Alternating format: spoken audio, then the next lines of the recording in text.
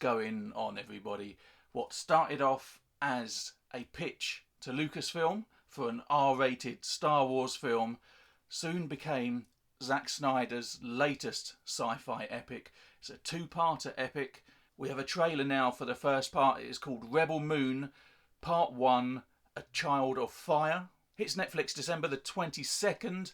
I think I have read somewhere they're going to do a small theatrical run as well. And then we have Part 2, The Scargiver. It's going to be out some point 2024. I'm very excited for this. Not nearly as excited as I would be if you left a like on this video, obviously. This could be Zack Snyder's Star Wars. I mean, in essence, it was originally going to be a Star Wars type film with Zack Snyder's vision all over it. What are we going to get? Let's not waste any more time. I've forgotten how to talk. With everything going on in Hollywood, been no trailers coming out at all for the last 2 or 3 weeks. I haven't been able to do a video for the last 2 or 3 weeks. So for any trailer to drop this evening, let alone this trailer, I'm very keen. Let's not waste any more time. Rebel Moon trailer coming right up.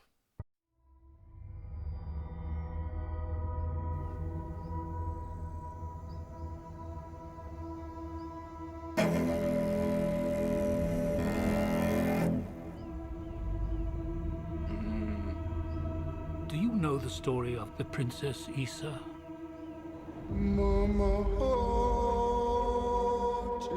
In myth, she was called the Redeemer. Wow. It was said this child would stop the madness of war.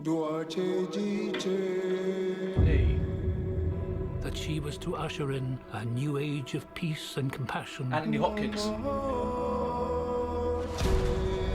I was given memories of a world I will never see. Scope of it already. Loyalty to a king I cannot serve. And love for a child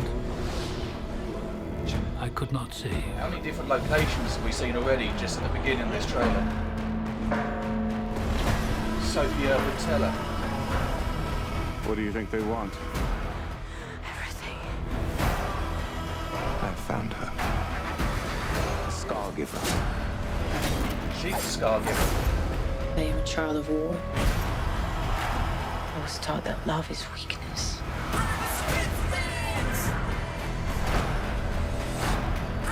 Very Snyder, I'm loving it. There's a difference between justice and revenge. Very Star Wars, I'm loving it. There is a price to pay for your defiance.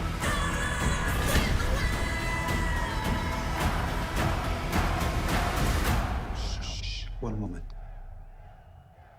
I do love this part. Hold on. I don't want no trouble. We're not here to bring any. Are you ready? Wait, what was that? You and I both know fear. Let's show them that we're not afraid. Let's show them we are more than the shackles that bind us.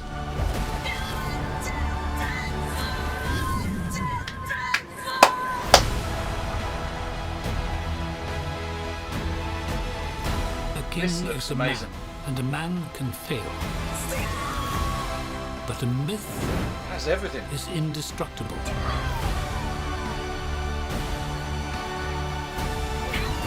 The time has come for all that you love. Protect each Rouse other him. and show them no mercy.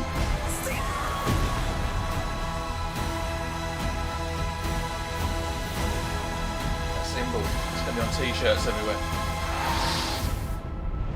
Who among you is willing to die for what you believe? No, not me. Whoa.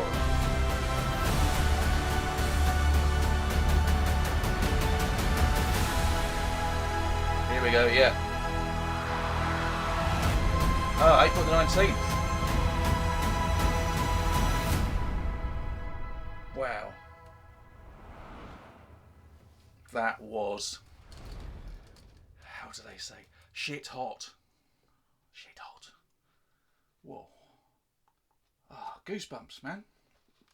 that kind of had everything. I don't want to keep making the Star Wars comparison because it's going to get very boring, but you can definitely see where that's coming from. But then you've got all these other sort of fancy creatures. There's kind of a griffin-like creature, and then there's this other four-armed monster. Well, maybe not monster. We can't judge. But there's this four-armed creature in the background of one scene. We had robots. We had all these other sorts of aliens, and it's just this epic scope about it. Had elements of, like, not necessarily derivative, because that's got a negative connotation, I feel, but had elements of every sort of major sort of popular film series that we've had over the last sort of 20 years.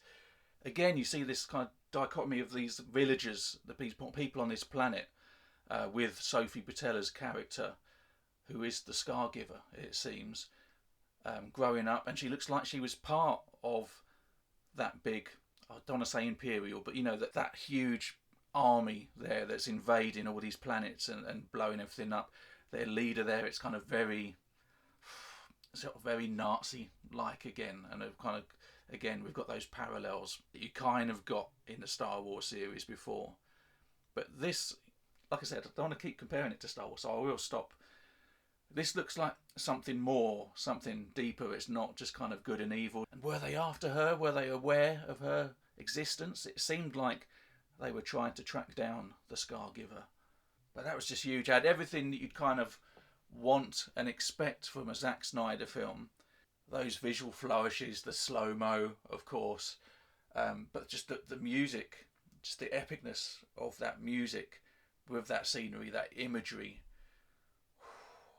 And that was a 3.5-minute trailer, just as the opening teaser trailer. Didn't feel like it gave away too much, but it's, you know, what a huge cast as well. It's like Charlie Hunnam, Djimon Hounsou. I didn't notice him in this trailer, but Ray Fisher is in this film as well. And then we had Anthony Hopkins with the narration there. I wonder if he's actually part of the film or if it is just voiceover. I wonder how the story's told. Where does that voiceover come in? It's not just for the trailer. Are we going to get this sort of tale that's got a narrator sort of telling the story as it goes through? So much to unpack, and there'll be so many more people online that will unpack it a lot better than I just have, or even attempted to. So looking forward to kind of all the screen crush and heavy spoilers, breakdowns moving forward on this. But like I said, long trailer, lots of footage, didn't really give too much away from the story. It did what a trailer is meant to do, and sells you on the imagery, sells you on this tale of good versus evil, and just that bold statement at the end, the release date, and then part 2, this is when part 2's coming. We expect you to watch both. And I'm gonna. What did you think? Are you looking forward to this? You're not looking forward to this? Let me know. Leave comments down below. Looking forward to hearing what you're thinking. Also, while you are here, if you did like this video, hit that thumbs up button. Tap subscribe if you're not already a subscriber. If you are a subscriber, thank you. But until next time, thanks so much for watching. See you on the other side. Take care. Bye-bye.